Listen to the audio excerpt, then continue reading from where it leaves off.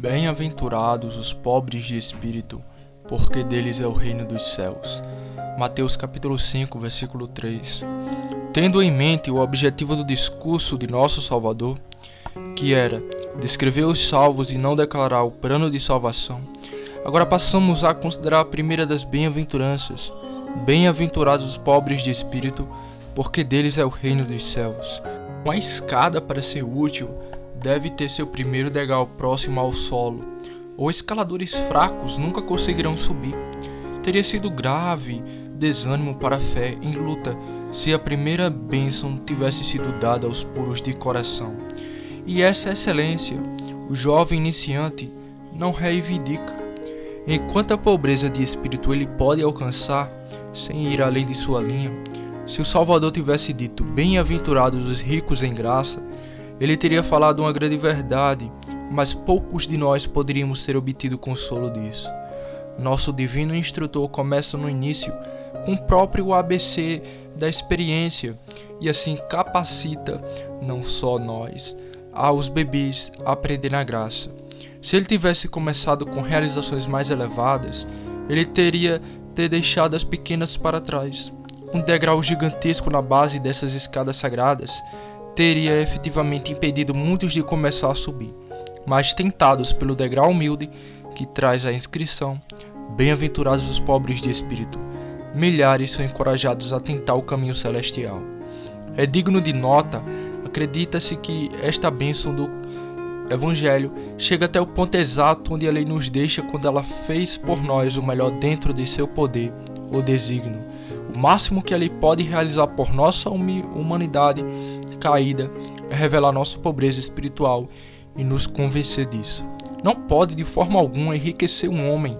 Seu maior serviço é arrancá-lo de sua imaginária riqueza de justiça própria, mostrar-lhe sua dívida esmagadora para com Deus e curvá-lo até a terra em desespero próprio.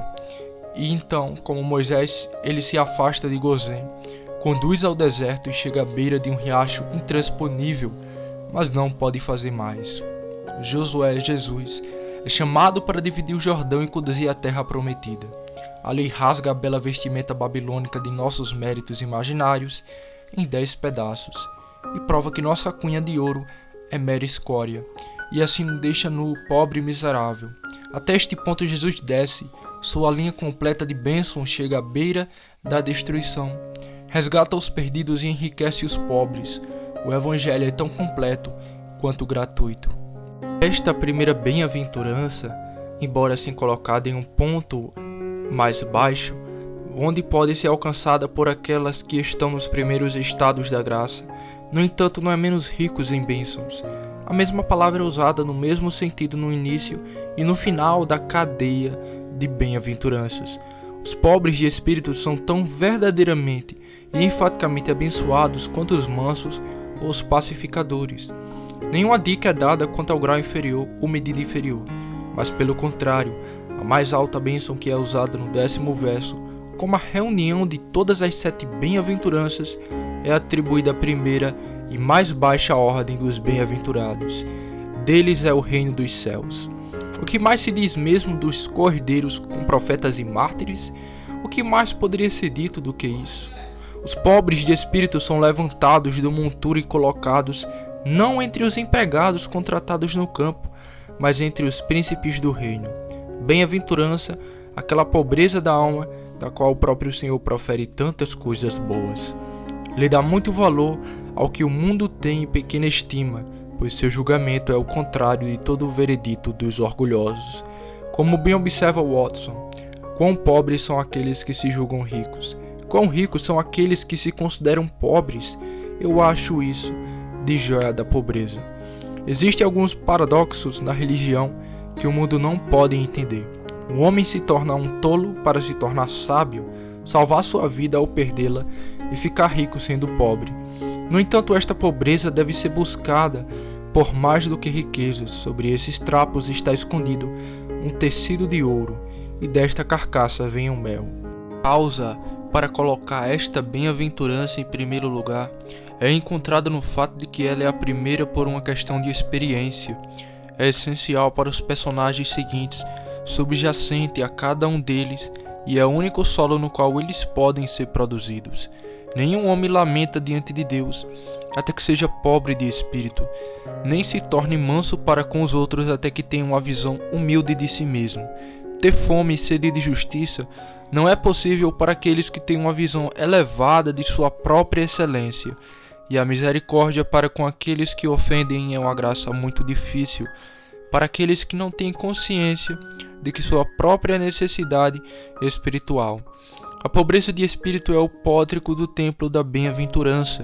Como um homem sábio nunca pensa em construir as paredes de sua casa antes de cavar os alicerces, nenhuma pessoa hábil nas coisas divinas esperará ver qualquer uma das virtudes superiores onde a pobreza de espírito está ausente. Até que estejamos vazios de nós mesmos, não podemos ser preenchidos por Deus.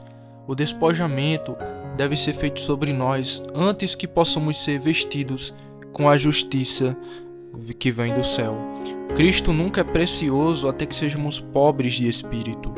Antes que podemos perceber nossos desejos, antes de podermos perceber sua riqueza. O orgulho cega os olhos e a humildade sincera deve abri-los, ou as belezas de Jesus ficarão para sempre escondidas de nós. A porta estreita não é larga o suficiente para permitir a entrada daquele homem que é grande em sua própria estima.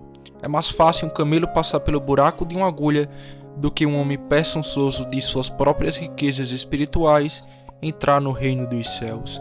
Portanto, fica claro que o caráter descrito em conexão com a primeira bem-aventurança é essencial para a produção das que se seguem, e a menos que um homem o possua, ele pode procurar em vão o favor das mãos do Senhor. Os orgulhosos são amaldiçoados somente em seu orgulho, e ele garante a maldição e os exclui da consideração divina. O orgulhoso ele conhece de longe. Os humildes de coração são abençoados, pois Jeová sempre tem considerado por eles e por suas orações. É digno de menção dupla que esta primeira bênção é dada mais ausência do que a presença de qualidades louváveis é uma bênção.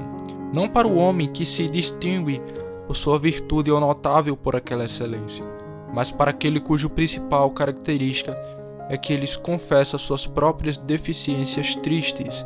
Isso é intencional, a fim de que a graça seja manifestamente vista como a graça de fato, lançando seus olhos primeiro, não sobre a pureza, mas sobre a pobreza, não sobre manifestantes de misericórdia, mas sobre necessitados de misericórdia, não sobre aqueles que são chamados filhos de Deus, mas sobre aqueles que clamam: não somos dignos de ser chamado teu filho. Deus não quer nada de nós exceto nossos desejos, e se estes fornecem a ele espaço para mostrar sua generosidade quando ele os supre livremente, é do pior e não do melhor lado do homem caído que o Senhor ganha glória para si mesmo. Não o que tenho, mas o que não tenho é o primeiro ponto de contato entre minha alma e Deus. Os bons podem trazer sua bondade, mas ele declara que não há justo nenhum sequer. Os piedosos podem oferecer suas cerimônias, mas ele não se deleita em todas as suas oblações. O sábio pode apresentar suas invenções, mas ele considera a sua sabedoria uma loucura. Mas quando os pobres de espírito vêm a ele com sua total destituição e angústia, ele os aceita imediatamente. Sim, ele inclina os céus para abençoá-los e abre os depósitos da aliança para satisfazê-los. Assim como o cirurgião procura os enfermos e o doador de esmola cuida dos pobres, assim também o Salvador busca os que precisam dele. Sobre eles exerce seu ofício divino. Que todo pecador necessitado beba consolo deste poço. Também não devemos esquecer que esta nota mais baixa na oitava da bem-aventurança, esta nota tônica de toda música, emite um certo som quanto à espiritualidade da dispensação cristã. Sua primeira bênção é atribuída a uma característica não do homem exterior, mas do homem interior, a um estado de alma e não estado de postura corporal, ao pobre de espírito e não ao exato no ritual. Essa palavra espírito é uma das palavras de ordem da dispensação do Evangelho. Roupas genuflexões, rituais, oblações e afins são ignorados. O olho a favor do Senhor repousa apenas sobre corações quebrantados e espíritos humilhados diante dele. Mesmo os dons mentais são deixados na sombra fria, e o espírito é feito para liderar a vanguarda. A alma, o homem verdadeiro, é considerada e tudo ao lado é deixado como de valor comparativamente pequeno. Isso nos ensina a cuidar, acima de tudo, dos assuntos que dizem respeito ao nosso espírito. Não devemos ficar satisfeitos com a religião externa. Sem, em qualquer ordenança, nosso espírito não entra em contato com o grande Pai dos Espíritos. Não devemos ficar satisfeitos.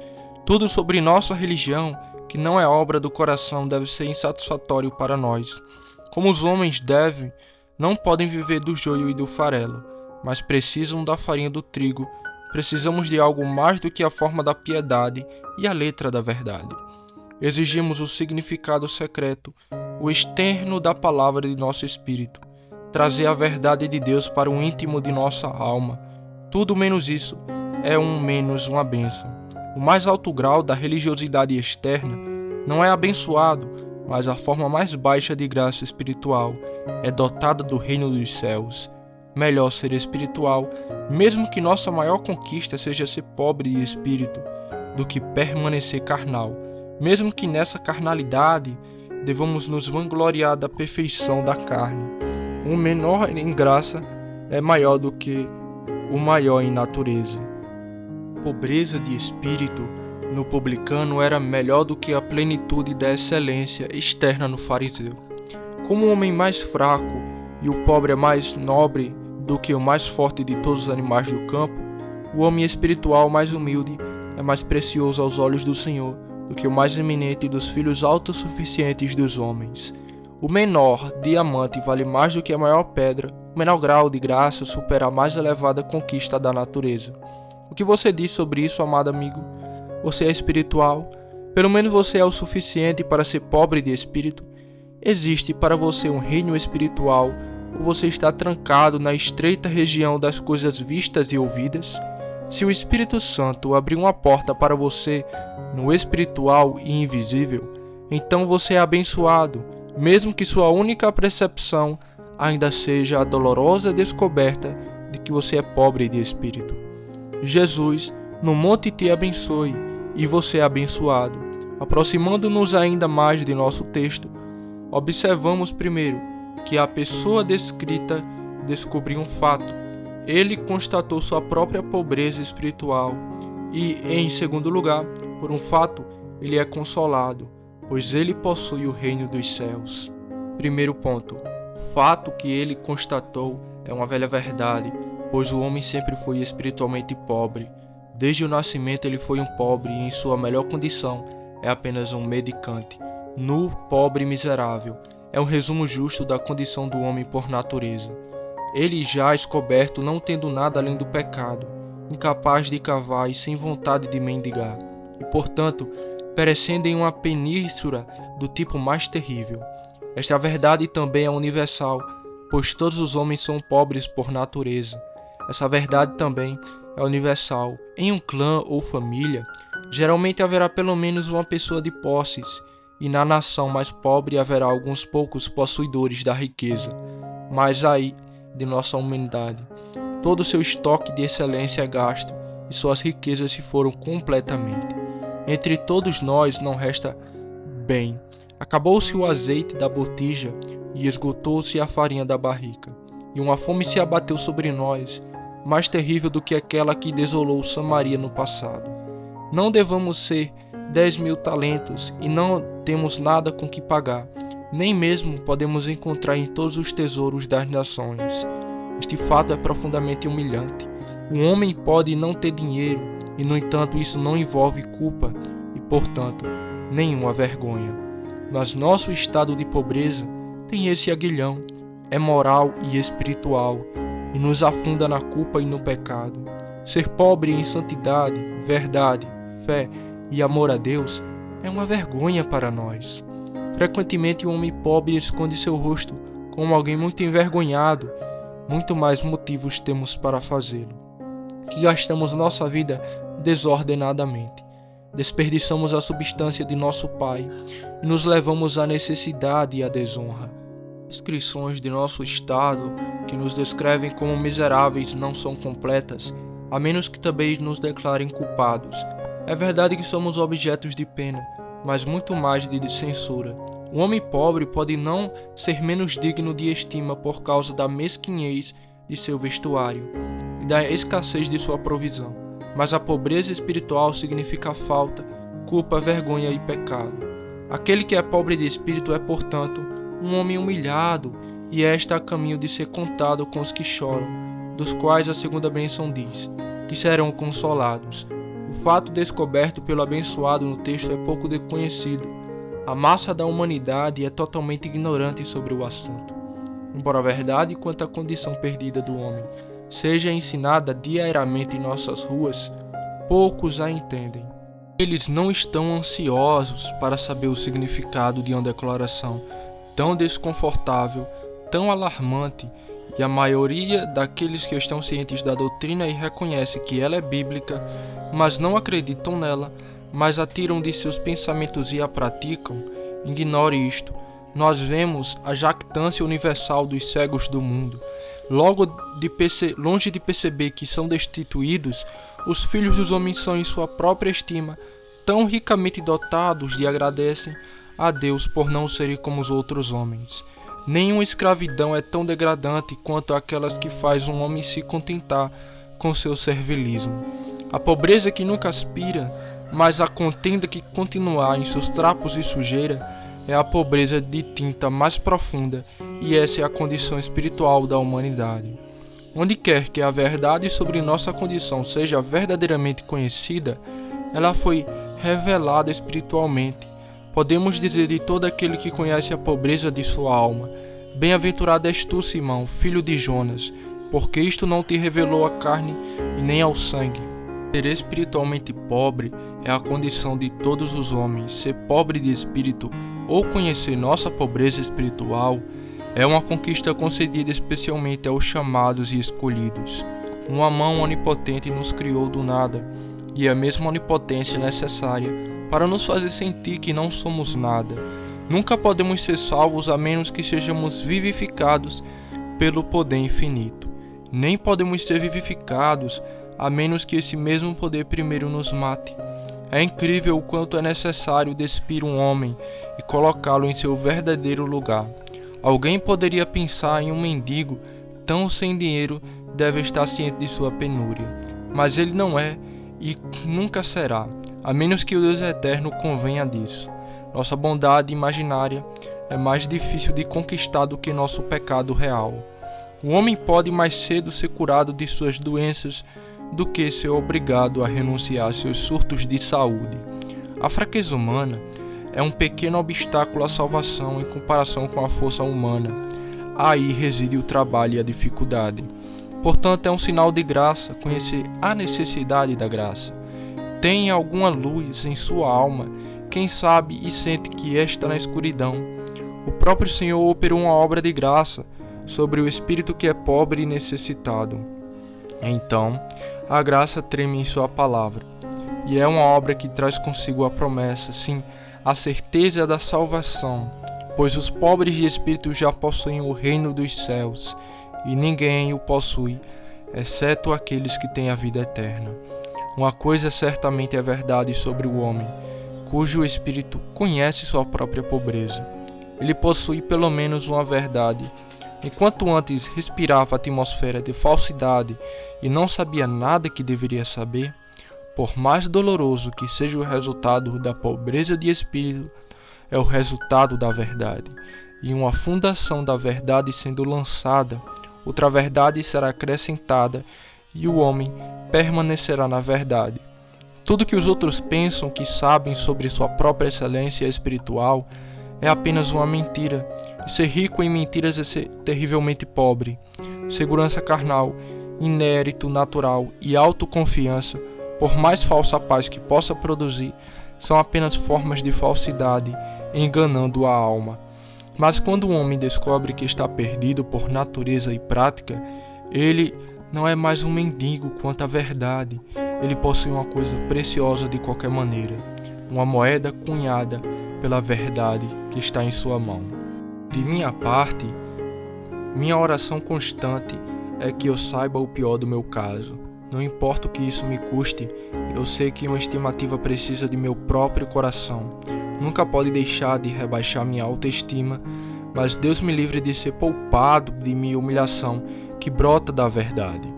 As doces maçãs da autoestima são um veneno mortal. Quem gostaria de ser destruído por elas? Os frutos amargos do autoconhecimento são sempre saudáveis, especialmente se regado com a água do arrependimento e a adoção de um gole das fontes da salvação. Aquele que ama a sua própria alma não os desprezará. Abençoado de acordo com nosso texto é o pobre abatido que conhece sua condição perdida e fica adequadamente impressionado com isso. Ele é apenas um iniciante na escola da sabedoria, mas é um discípulo e seu mestre o encoraja com uma bênção. Sim, ele o declara um daqueles a quem é dado o reino dos céus, a posição em que um conhecimento claro desta única verdade trouxe à alma é particularmente vantajosa para obter todas as bênçãos do Evangelho. A pobreza de espírito esvazia o homem e assim o torna pronto para ser saciado. Expõe suas feridas ao óleo e ao vinho do bom médico. Ele coloca o pecador culpado no portão da misericórdia ou entre os moribundos ao redor do tanque de Betesda, a quem Jesus costuma vir. Tal homem abre a boca e o Senhor enche. Ele tem fome e o Senhor sacia com coisas boas. Acima de todos os outros males, temos mais motivos para temer nossa própria plenitude. A maior incapacidade para Cristo é nossa própria aptidão imaginária. Quando estamos totalmente insatisfeitos e desfeitos também, estamos perto de ser enriquecidos com a riqueza da graça. Fora de nós mesmos está ao lado de estar em Cristo. Onde terminamos, começar a misericórdia, ou melhor, a misericórdia começou, e a misericórdia ela fez muito por nós, quando chegamos ao fim de nosso mérito, nosso poder, nossa sabedoria e nossa esperança. Quanto mais profunda a destituição, melhor. É apenas a pobreza perfeita que deixa a alma livre, embora possamos chamar um ácaro de nosso. Não obtemos descarga total. Se o coração está angustiado porque não consegue sentir suficientemente sua própria necessidade, tanto melhor a pobreza de espírito é tanto maior e o apelo à graça gratuita é ainda mais poderoso. Se sentirmos a falta de um coração quebrantado, podemos ir a Cristo para um coração quebrantado, se não pudermos ir com um coração quebrantado. Se nenhum tipo ou grau de bem for perceptível, isso também é apenas uma prova clara de pobreza absoluta. E nessa condição podemos ousar acreditar no Senhor Jesus. Embora não sejamos nada, Cristo é tudo. Tudo o que precisamos para começar devemos encontrar nele, tão certo quanto devemos buscar nosso aperfeiçoamento final na mesma fonte. Um homem pode ser tão enganado a ponto de fazer de seu senso do pecado um mérito e poder sonhar em vir a Jesus vestido em um estado de desespero e incredulidade. E isso é, no entanto, o oposto da conduta de alguém que é pobre de espírito, pois ele é pobre em sentimentos, assim como em tudo mais, e não ousa mais se elogiar por causa de suas humilhações e desespero do que por causa de seu próprio pecado. Ele se considera um pecador de coração duro ao reconhecer o profundo arrependimento que suas ofensas exigem. Ele teme ser um estranho, aquela sagrada vivificação que torna a consciência terna, e teme que de alguma forma seja um hipócrita nos desejos que percebe está em sua alma. Na verdade, ele não se atreve a pensar que não é outro senão pobre, terrivelmente pobre, seja qual for a luz que se possa ser vista em sua relação com Deus e sua justa lei. Ele ouve as humilhações dos verdadeiros penitentes e deseja tê-las. Ele lê as descrições de arrependimento dadas na palavra de Deus e ora para que possa realizá-las, mas não vê nada em si mesmo em que possa apontar o dedo e dizer: isso pelo menos é bom. em mim habita pelo menos uma coisa boa. Ele é pobre de espírito e dele toda ostentação foi cortada de uma vez por todas. É melhor estar nesta condição do que falsamente considerasse um santo e sentasse. Ele é pobre de espírito e dele toda a ostentação foi cortada de uma vez por todas. É melhor estar nesta condição do que falsamente considerasse um santo e sentasse nos primeiros lugares da sinagoga. Sim, é uma posição tão docentemente segura para ocupar que aquele que é mais cheio de fé em Deus e alegria no Espírito Santo acha acrescentado a sua paz, mantenha uma plena consciência da pobreza de seu estado natural e deixe-o correr em paralelo com sua persuasão de segurança e bem-aventurança em Cristo Jesus. Senhor, mantém-me baixo, esvazia-me cada vez mais, deixe-me na poeira, deixe-me ser morto e enterrado quanto a tudo que é meu. Então Jesus viverá em mim e reinará em mim e será verdadeiramente meu tudo em tudo. Para alguns pode parecer uma questão pequena de ser pobre de espírito.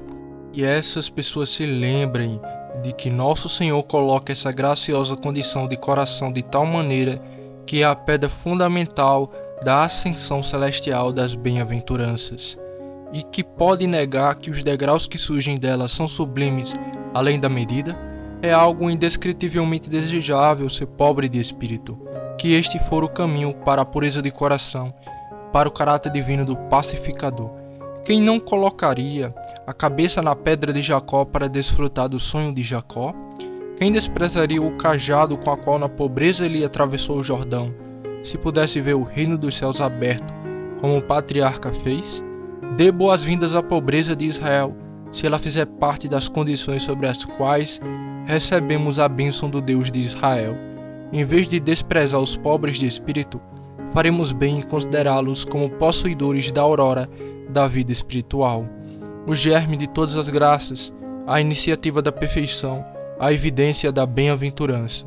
Segundo ponto, tendo falado tanto sobre o caráter daqueles que são pobres de espírito, como sendo formados pelo conhecimento de um fato, temos agora que observar que é por um fato que eles são animados e abençoados, porque deles é o reino do paraíso.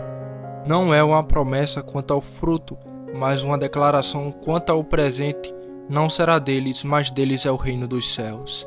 Esta verdade é claramente revelada em muitas escrituras, por inferência necessária, pois primeiro o rei do reino celestial é constantemente representado como reinando sobre os pobres. Davi diz no Salmo 72, ele julgará os pobres do povo, salvará os filhos dos necessitados, ele poupará os pobres e necessitados e salvará as almas dos necessitados. Como cantou sua mãe virgem, ele derrubou os poderosos de seu trono e exaltou os humildes, encheu de bens os famintos e despediu vazios os ricos. Aqueles que se aliam sobre a barreira do filho de Davi são como aqueles que outrora vieram ao filho de Jessé na caverna de Adulão. Todos aqueles que estavam em perigo, e todo aquele que estava em dívida, e todo aquele que estava descontentes reuniram-se a ele, e ele se tornou capitão deles. Este recebe pecadores e come com eles. Seu título era Amigo de publicanos e pecadores. Embora ele fosse rico por nossa causa, ele se tornou pobre, e portanto é justo que os pobres sejam reunidos a ele. Visto que Jesus escolheu os pobres de espírito para serem seus súditos, e disse: Não temas, pequeno rebanho, porque a vosso Pai agradou dar-vos o reino. Vemos como é verdade que eles são abençoados. A regra do reino é tal que somente os pobres de espírito suportarão. Para eles é um jugo fácil, da qual não desejam ser libertados. Dar a Deus toda a glória não é um fardo para eles. Deixar de si mesmo não é uma ordem difícil. O lugar de humildade lhe convém. O serviço de humilhação eles consideram uma honra. Eles podem dizer como o salmista disse no Salmo 131, verso 2: Certamente me comportei e me aquietei como uma criança que é desmamada de sua mãe. Minha alma é como uma criança desmamada. A abnegação e a humildade, que são os principais deveres do reino de Cristo, são fáceis apenas para os pobres de espírito. Uma mente humilde ama os deveres humildes, está disposta a beijar a menor fio a menor flor que lhe cresce no vale da humilhação. Mas para outros, uma bela exibição na carne é uma grande atração, e a exaltação própria é o principal objetivo da vida. A declaração de nosso Salvador: se não vos converterdes e não vos tornares como crianças, de modo algum entrarei no reino dos céus. É uma regra de ferro que exclui todos, exceto os pobres de espírito. Mas, ao mesmo tempo, é um portão de pérola o que os admite todos os que têm esses caráter. Os privilégios do reino são tais que só os espiritualmente pobres valorizam. Para outros, são como pérolas lançadas aos porcos. Os hipócritas não se importam com o perdão, embora isso custe ao Redentor seu sangue. Eles não se preocupam com a regeneração, embora seja a maior obra do Espírito Santo.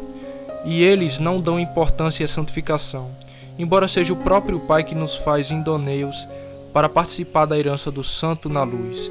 Evidentemente, as bênçãos da aliança destinavam-se aos pobres de espírito. Nenhuma delas será valorizada pelo fariseu. Um manto de justiça implica nossa nudez. O maná do céu implica a falta de pão. A salvação é vaidade se os homens não estiverem em perigo. E a misericórdia é uma zombaria se eles não foram pecadores. A carta da igreja é escrita sobre a suposição de que ela é formada pelos pobres e necessitados, e não tem sentido se não for assim. A pobreza de espírito abre os olhos para ver a preciosidade das bênçãos do convênio. Como diz um velho puritano, aquele que é um pobre de espírito é um admirador de Cristo. Ele tem pensamentos elevados de Cristo. Ele atribui um alto valor e apreciação a Cristo. Ele se esconde nas chagas de Cristo. Ele se banha em seu sangue. Ele vê uma escassez espiritual e fome em casa, mas olha para Cristo e clama: Senhor, mostra-me a ti mesmo, e isto basta.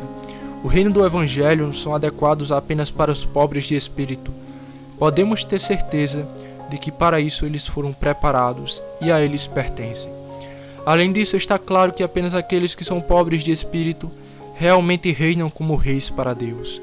A coroa deste reino não caberá em todas as cabeças. Na verdade, não cabe na testa de ninguém, a não ser dos pobres de espírito. Nenhum homem orgulhoso reina. Ele é escravo de sua ostentação, servo de sua própria altivez. Um mundano ambicioso almeja um reino, mas não o possui. Os humildes de coração estão contentes, e nesse contentamento eles são feitos para reinar. Espíritos elevados não têm descanso, apenas o coração humilde tem paz. Conhecer a si mesmo é o caminho para a autoconquista, e a autoconquista é a maior de todas as vitórias. O mundo procura um homem altivo, ambicioso, severo e autossuficiente, e diz que ele se comporta como um rei, e no entanto, na verdade, os verdadeiros reis entre seus companheiros são mansos e humildes, como o Senhor de todos, e em sua inconsciência de si mesmo está o segredo de seu poder. Os reis da humanidade, os mais felizes, os mais poderosos, os mais honrados, um dia serão vistos. Não Alexandre, César e Napoleão, mas os homens semelhantes a ele, que lavou os pés dos discípulos, aquele que em silêncio viveram para Deus e para seu semelhante, sem ostentação porque conscientes de suas falhas, altruístas porque o eram tido em baixa estima, humildes e devotos porque a sua própria pobreza espiritual os expulsou de si mesmo e os levou a descansar somente no Senhor. Chegará o tempo em que o brilho valerão os que valem, e então os pobres de espírito serão vistos como tendo o reino. O domínio concedido por esta bem-aventurança aos pobres de espírito não é comum. É o reino dos céus, um domínio celestial, superando em muitos qualquer outra coisa que possa ser obtida deste lado das estrelas. O mundo ímpio pode considerar os pobres de espírito como desprezíveis, mas Deus os registra dentre seus pares e príncipes, e seu julgamento é verdadeiro e deve ser muito mais estimado do que as opiniões dos homens ou mesmo dos anjos. Somente quando somos pobres de espírito temos alguma evidência de que o céu é nosso. Mas tendo essa marca de bem-aventurança, todas as coisas são nossas, seja as coisas presentes ou futuras. Aos pobres de espírito pertencem toda a aventurança, toda segurança, honra e felicidade que o reino do Evangelho é calculado para dar na terra. Mesmo aqui embaixo, eles podem comer de suas guloseimas, sem questionar, e deleitar-se com suas delícias sem medo. Deles também são as coisas ainda não vistas, reservadas para a revelação futura. Deles o segundo advento, dele a glória, deles a quinta grande monarquia, deles a ressurreição, deles a vida beáfica, deles o estância eterno, pobre de espírito. As palavras soam como se descrevessem os donos de nada, e no entanto descrevem os herdeiros de todas as coisas. Feliz pobreza. Os milionários afundam na insignificância, os tesouros das Índias evaporam na fumaça, enquanto para os pobres de espírito permanece o reino sem limites, sem fim e sem falha, que os torna abençoados na estima daqueles que é Deus sobre todos, abençoados para sempre. E tudo isso é para a vida presente, em que eles choram e precisam ser consolados, têm fome e sede e precisam ser saciados. Tudo isso é para que eles, enquanto ainda são perseguidos, por causa da justiça. O que então deve ser sua bem-aventurança, quando eles brilharem como o sol no reino de seu Pai, e nele será cumprida a promessa de seu Mestre e Senhor. Ao que vencer, lhe concederei que assentar comigo em meu trono, assim como eu venci e me assentei com meu Pai em seu trono.